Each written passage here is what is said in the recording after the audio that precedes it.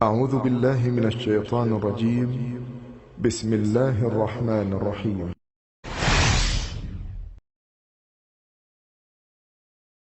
یونس علیہ السلام ایک عظیم اور کریم نبی تھے۔ آپ کے والد کا نام متا تھا اور آپ سیدنا ابراہیم علیہ السلام کی نسل سے تھے۔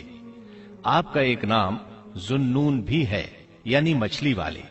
النون کا مطلب ہے مچھلی۔ اسی طرح آپ کو صاحب الحوت بھی کہا جاتا ہے۔ اللہ تعالیٰ نے آپ کو ان سب ناموں سے پکارا ہے۔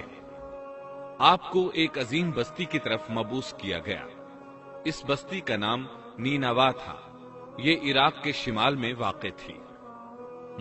اللہ تبارک و تعالی نے یونس علیہ السلام کو نینوا کی طرف رسول بنا کر بھیجا۔ سورۃ الصافات آیت 139 میں ہے، اور بے شک یونس رسولوں میں سے تھے۔ آگے اللہ آیت 147 میں فرماتے ہیں، اور ہم نے اسے 1,00,000 بلکہ اور زیادہ آدمیوں کی طرف بھیجا۔ یعنی ان کی تعداد 1,00,000 سے زیادہ تھی۔ رہا یہ سوال کہ لاکھ سے کتنے زیادہ تھے، اکثر علماء کرام نے وضاحت کی ہے کہ وہ 1,00,000 سے قریباً 20,000 زیادہ تھے۔ اس طرح بستی والوں کی تعداد 1,20,000 تھی، اور یہ سب کے سب کفر پر تھے۔ یونس علیہ السلام انہیں سال ہر سال دعوت دیتے رہے، لیکن وہ اپنے کفر ہی پر ڈٹے رہے۔ پھر انہوں نے سیدنا یونس علیہ السلام پر ظلم و جبر شروع کر دیا، انہیں دھمکیاں دیں، مصائب و آلام سے دوچار کیا۔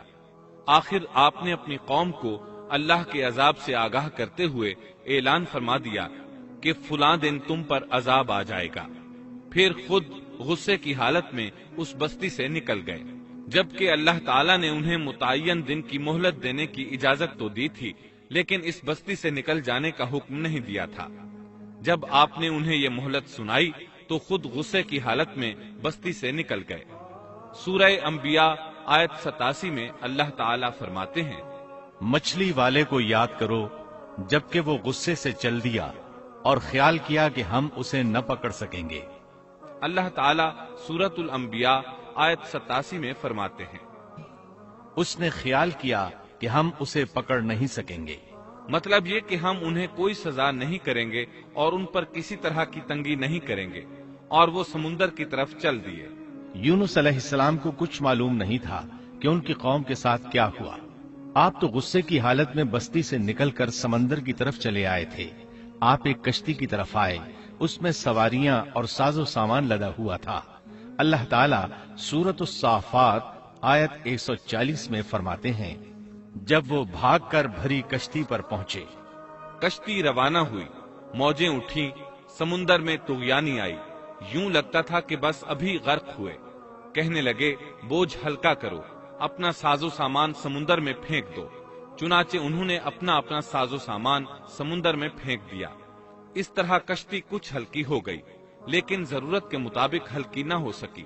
اب وہ کہنے لگے، کسی کو سمندر میں گرانا ضروری ہے تاکہ کشتی مزید ہلکی ہو جائے، ورنہ یہ ڈوب جائے گی۔ جلدی کرو، قرع ڈالو۔ جس کے نام کا قرع نکلتا جائے اسے سمندر میں گراتے جاؤ، اور بار بار یہ عمل دہراتے جاؤ یہاں تک کہ کشتی ہلکی ہو جائے۔ چنانچہ قرع ڈالا گیا۔ سب سے پہلے یونس علیہ السلام کا نام نکلا۔ سب کہنے لگے، نہیں، یہ تو ایسے نہیں ہیں، ان کے چہرے پر تو سجدوں کے نشانات ہیں، انہیں رہنے دو، پھر قرع ڈالو۔ چنانچہ پھر قرع ڈالا گیا، پھر انہی کا نام نکلا۔ سب نے تعجب کیا۔ تیسری مرتبہ پھر قرع ڈالا گیا، اس بار پھر یونس علیہ السلام ہی کا نام نکلا۔ اللہ تعالیٰ سورۃ الصافات آیت 141 میں فرماتے ہیں، پھر قرآن اندازی ہوئی تو یہ مغلوب ہو گئے۔ ہر بار انہی کا نام نکلا۔ آخرکار ان لوگوں نے انہیں پکڑ کر سمندر میں گرا دیا۔ تو پھر انہیں مچھلی نے نگل لیا۔ حوت بڑی مچھلی کو کہتے ہیں۔ اللہ تعالیٰ نے حوت کو القاء فرمایا، انہیں کھانا نہیں، نہ ان کے جسم کو کوئی گزند پہنچے۔ یہ اس مچھلی کو اللہ تعالیٰ کے احکامات تھے۔ اللہ تعالیٰ سورۃ الصافات آیت 142 میں فرماتے ہیں، تو پھر انہیں مچھلی نے نگل لیا اور وہ خود اپنے آپ کو ملامت کرنے لگے۔ یعنی وہ سمجھ گئے کہ بار بار جو ان کا نام قرآن اندازی میں نکلتا رہا ہے تو وہی مقصود ہیں۔ چنانچہ خود کو ملامت کرنے لگے، اور یہ ملامت توبہ کی ابتدا ہے کہ انسان خود کو ملامت کرتا ہے۔ اب یونس علیہ السلام مچھلی کے پیٹ میں تھے۔ اللہ کی قدرت، آپ مچھلی کے پیٹ میں 3 دن تک رہے۔ بعض روایات میں 7 دن اور زیادہ سے زیادہ مدت 40 روز آئی ہے۔ آپ نے مچھلی کے پیٹ میں اللہ تعالیٰ کو پکارا۔ اللہ سورۃ الانبیاء آیت 87 میں فرماتے ہیں، آخر کار وہ اندھیروں کے اندر سے پکار اٹھے۔ علماء نے یہاں 3 اندھیروں کا ذکر کیا ہے: مچھلی کے پیٹ کا اندھیرا، سمندر کا اندھیرا اور رات کا اندھیرا۔ گویا ان پر یہ سارے اندھیرے اکٹھے ہو گئے تھے۔ اللہ سورۃ الصافات آیت 143 اور 144 میں فرماتے ہیں، پس اگر یہ پاکی بیان کرنے والوں میں سے نہ ہوتے تو لوگوں کے اٹھائے جانے کے دن تک اس کے پیٹ ہی میں رہتے۔ مطلب یہ کہ اگر آپ اللہ تبارک و تعالی کی تسبیح نہ بیان کرتے تو مچھلی کے پیٹ ہی میں رہتے۔ آپ نے دعا نہیں مانگی بلکہ اللہ عز و جل کی تسبیح بیان کی۔ روایات میں یوں بھی آتا ہے کہ جب مچھلی آپ کو سمندر کی اتھاہ گہرائی میں لے گئی تو آپ وہاں آبی مخلوقات کی تسبیحات کی آوازیں سننے لگے۔ گویا اللہ تعالیٰ نے انہیں القاء فرمایا کہ آپ بھی تسبیح کریں۔ اللہ سورۃ الانبیاء آیت 87 میں فرماتے ہیں، فنادى في الظلمات أن لا إله إلا أنت سبحانك إني كنت من الظالمين۔ بالآخر وہ اندھیروں کے اندر سے پکار اٹھا کہ الہی تیرے سوا کوئی معبود نہیں، تو پاک ہے، بے شک میں ظالموں میں ہو گیا۔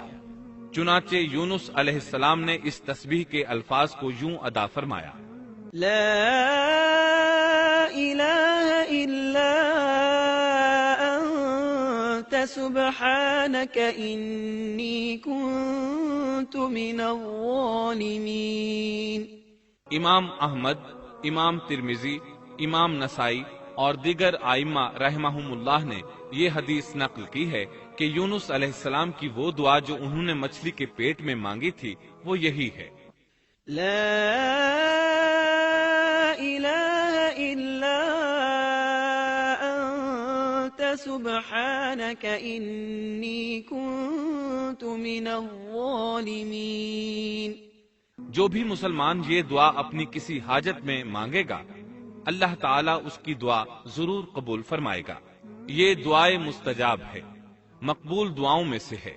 اسی دعا کے بعد اللہ تعالیٰ نے یونس علیہ السلام کو اس پریشانی سے نجات عطا فرمائی۔ اللہ سورۃ الانبیاء آیت 88 میں فرماتے ہیں، تو ہم نے اس کی پکار سن لی اور اسے غم سے نجات دے دی، اور ہم ایمان والوں کو اسی طرح بچا لیا کرتے ہیں۔ ایک قول کے مطابق تقریباً 40 روز آپ کی شب و روز یہی دعا رہی۔ اس مدت کے ختم ہونے پر اللہ تعالیٰ نے آپ کی دعا کو قبولیت بخشی۔ مچھلی ساحل پر پہنچی، انہیں کنارے پر ڈالا اور واپس چلی گئی۔